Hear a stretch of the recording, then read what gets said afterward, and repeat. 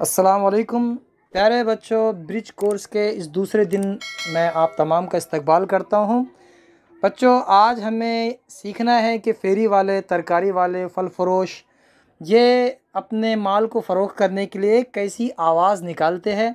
हमें उनकी नक्काली करना है। चलिए देखते हैं उनकी आवाज़ें।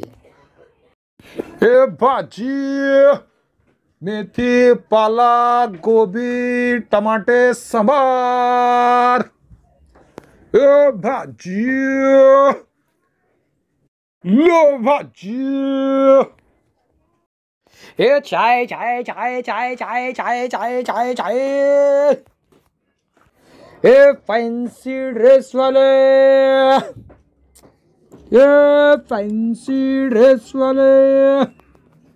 हेलो, 50 50 50 50 50 रुपए किलो। हेलो, 50 में किलो, 50 में किलो।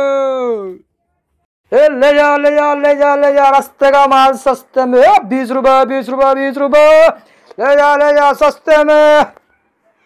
अरे बच्चों, आपको मुख्तलिफ पेशों और लोगों की मालूमात हासिल करनी है।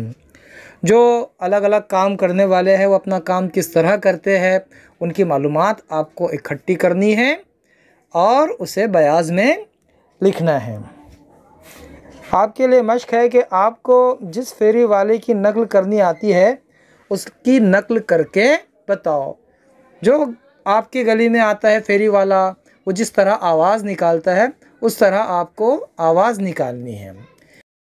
आओ तख़य्युलाती बने, चैलेंज है।